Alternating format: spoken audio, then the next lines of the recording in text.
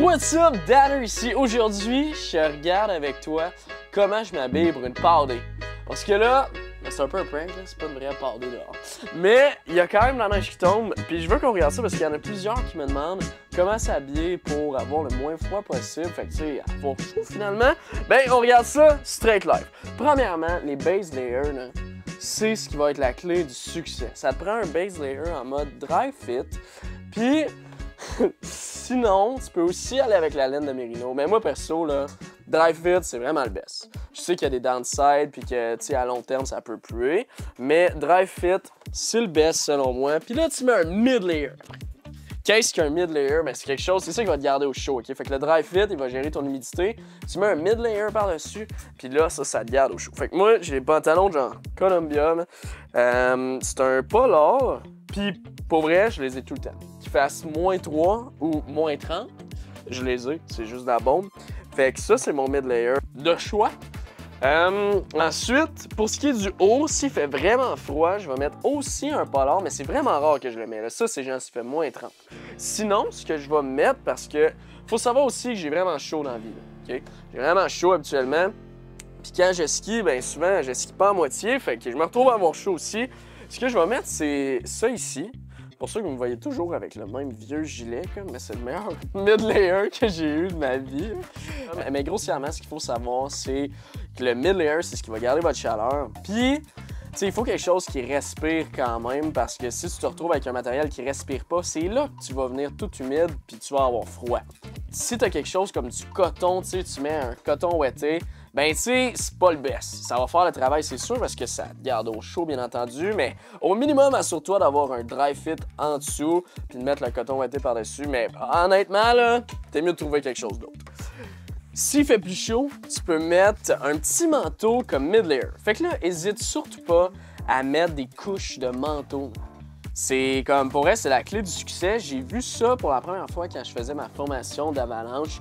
Puis notre formateur, finalement, avait comme 3 manteaux d'épais. Là, j'étais comme, ben voyons donc, j'avais jamais mis ça de ma vie, là, tu sais, comme 2 manteaux d'épais. Puis depuis que je fais ça, je trouve vraiment que c'est le best parce que, ben, j'ai des manteaux qui respirent beaucoup, tu sais.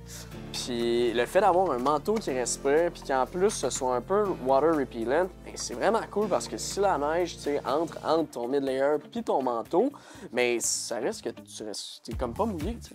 Fait que un petit manteau, qu'un mid-layer aussi, ça fait le travail s'il fait moins froid. S'il fait vraiment froid, tu peux avoir quelque chose de plus épais. Puis là, si t'es dans l'entre-deux, ben tu peux mettre un autre manteau, man. Check ça. Fait que là, je me retrouve avec un petit manteau, un deuxième manteau, puis mon shell. Là, par exemple, je commence à être en business.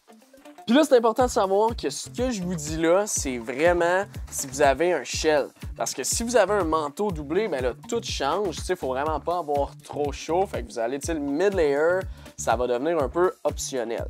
Ce qui est le best, c'est d'avoir un shell. Puis les couches que je vous ai parlé, c'est ce qui va vraiment vous permettre de gérer au maximum votre température corporelle. Parce que avoir trop chaud, c'est ce qui te donne froid. Puis si t'as froid, ben t'as froid. C'est pas le best.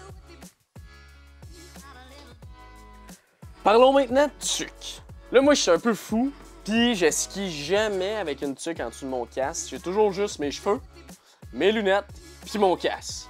À moins qu'il fasse excessivement froid, mais pour vrai, les boys peuvent m'en témoigner, j'ai jamais de tuque.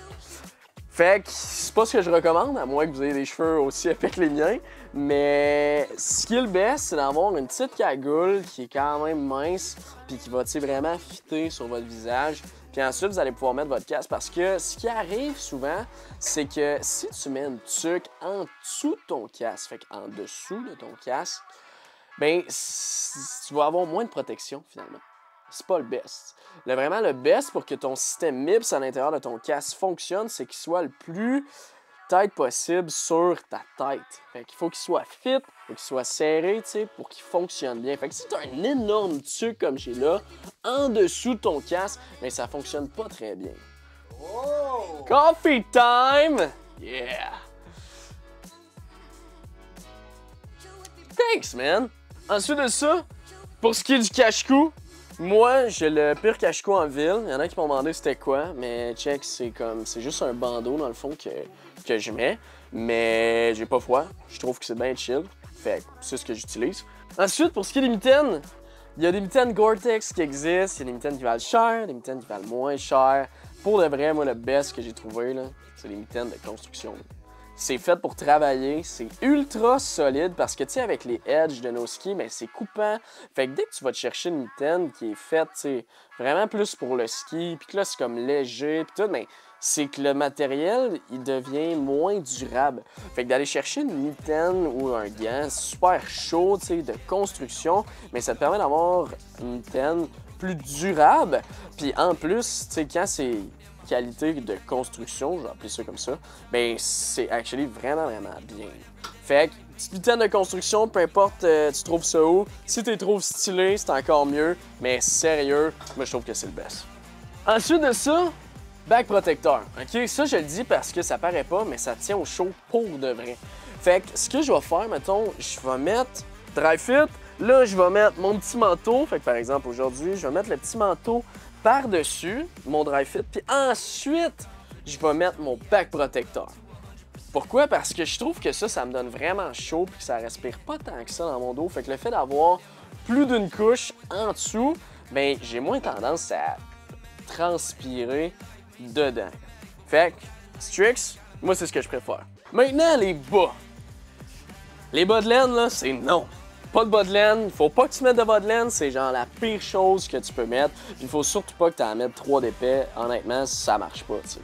Fait que, à moins que tu aies des bottes vraiment trop grandes pour toi, puis ça non plus, selon moi, ça fonctionne pas. Là. Le best, c'est d'avoir des bottes qui nous fit bien. Dès que je parle à quelqu'un qui a une botte qui lui fit bien, c'est sûr que le best, c'est d'avoir un bas en laine de mérino ou en laine d'alpaga. Pourquoi? Ben, c'est que ça gère ta transpiration. Puis ça, c'est vraiment la clé du succès parce que dès que tu transpires, ton bas est mouillé, t'as froid, ça on le sait. Puis c'est ça le best, c'est pas compliqué. Ça te prend ça avec un bas qui est fait pour le ski. En fait, la différence entre un bas, mettons, de snow ou de ski, parce que oui, il y a des différences dans les bas, ça va être le padding. Fait qu'un bas de ski, la plupart du temps, il va être paddé à des endroits clés dans ta botte. Puis ça peut faire quand même une bonne différence si tu as une botte super serrée. C'est sûr que si tu as une full tilt comme moi, ben tu vas peut-être moins voir la différence honnêtement, parce que moi, ben je l'ai pas tant vu. Fait que ça c'est le best, retiens ça. Laine de mérino, laine d'alpaga, c'est vraiment le best.